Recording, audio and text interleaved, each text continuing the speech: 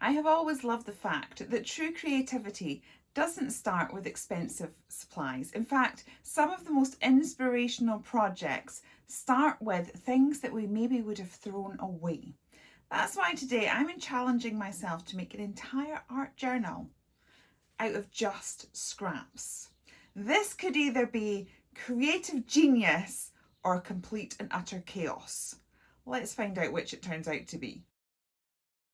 So as you can see, I am a hoarder of scraps. I do like to keep every little piece. Some of those are a bit bigger scraps, some of them are smaller, and we've got the ends of sketchbooks in there. We've got some pages that I've pulled out of books that I've turned into journals, scraps, bits and bobs. Normally I would use them to do like maybe a collage style piece or decoupage with a stamp, but I really wanted to try something different and see if I could make an entire journal just from scraps.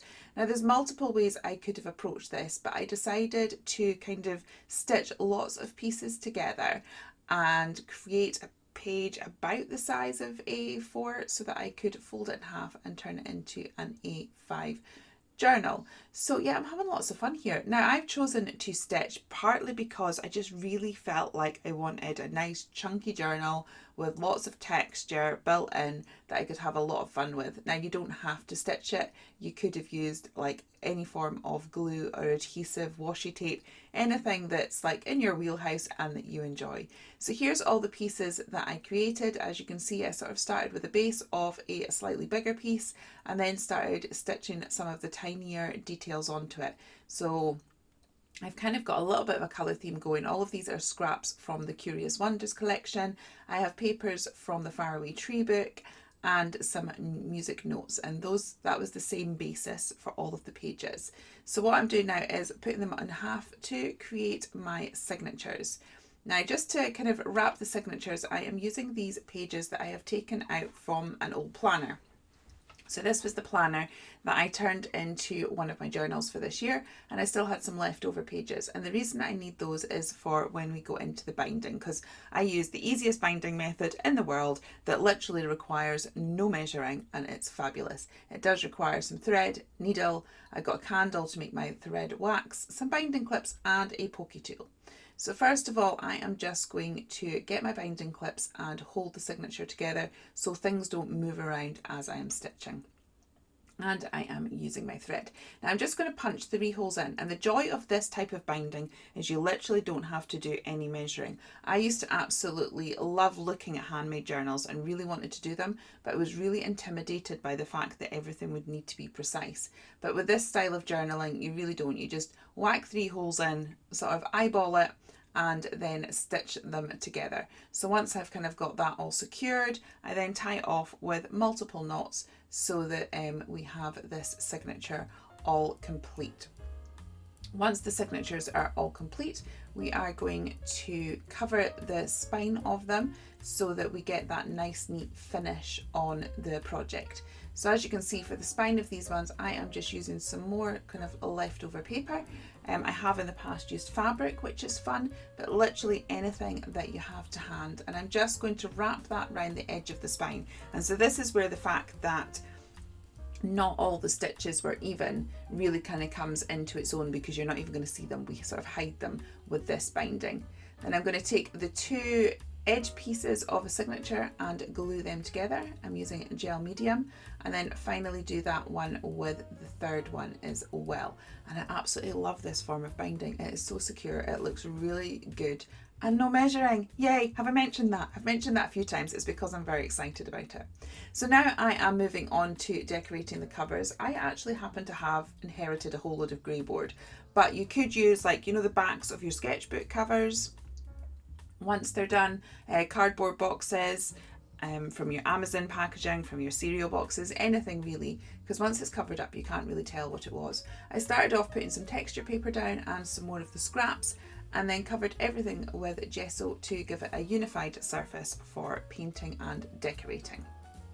So I'm just putting a nice wash of acrylic paint down, and I'm using some pinks and some yellows, and just kind of brushing that all down to make a nice pretty cover. And then I'm going to kind of rinse and repeat what I did earlier, exactly the same thing. I'm getting my gel medium. Now, because the grey board is actually quite absorbent, I'm putting a big chunk on the grey board and some on the paper of the signature as well, and pressing that down. And then once I have done all this, I kind of actually left it under a pile of books for about 24 hours and just let that dry, because as I said, gel medium is amazing.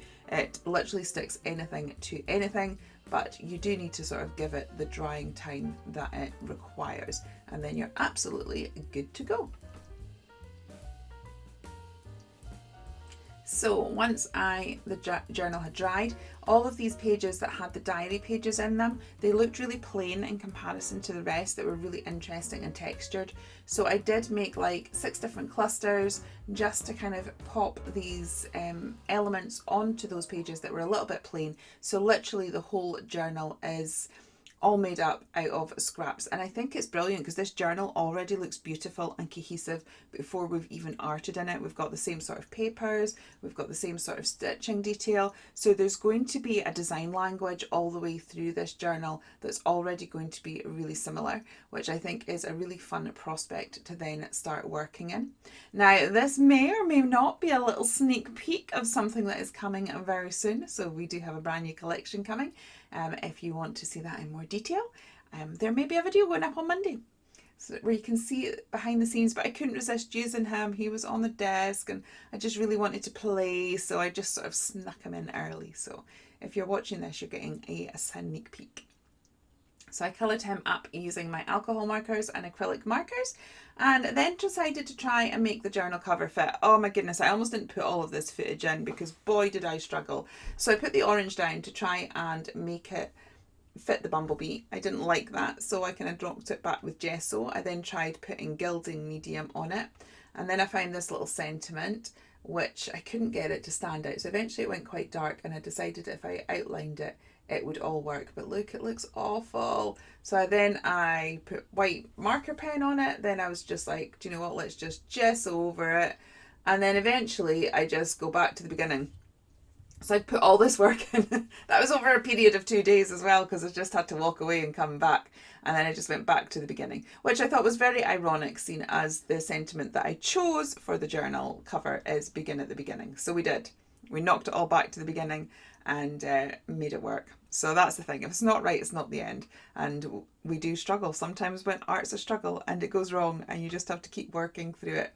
So there we go. I popped that all down, and then to try and tie the bumblebee in, because he was quite bright in comparison to the background, I ended up getting ink tense pencil and just sort of doing a little bit of shadowing. Framed the edges because I always feel that things look better once it's framed, so I framed it slightly with an acrylic marker. I then came in and did a doodly border. Have to say shout out to these fine liner acrylic pens because they went over all that texture paste and did fine. Now, because he's looking up kind of scared, I decided to put some little bumblebees in it. Do you know, you always get that thing of like you're bigger than they are, they're more scared of you, and I just thought it was quite ironic that you've got like a bumblebee scared of bumblebees. Anyway, there you go. So that is the journal cover, and I couldn't resist having a little play. And as I said, this journal for me is really going to be about being able to build layers. Quite often I don't use as many layers or decoupage elements or stick things into a normal journal because it makes the surface really uneven for future pages.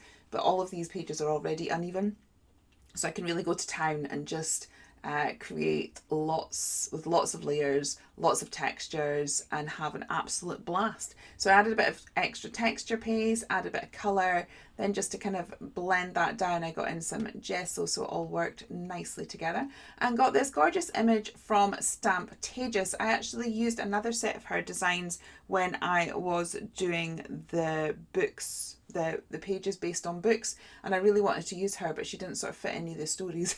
So I used her in this one. I did sort of cover up the dress because I didn't really want the wolf design on it, but that's the joys of acrylic markers. You can actually colour over and tweak the design quite easily. So I've put her on and I got colours to match the page, and then I did a really simple bit of torn page to ground her, and these little doodly heart flowers, and that was pretty much it for this page.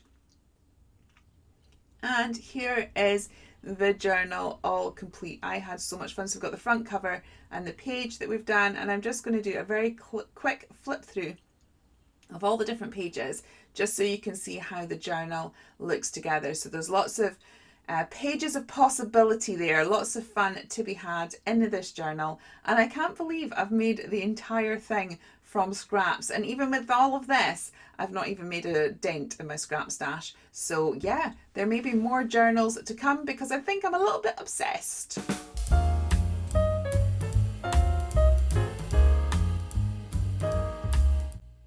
I love it. Oh my goodness, I absolutely love this. I cannot believe the entire thing was made from scraps that could have been thrown away, and I love how they all got pieced together.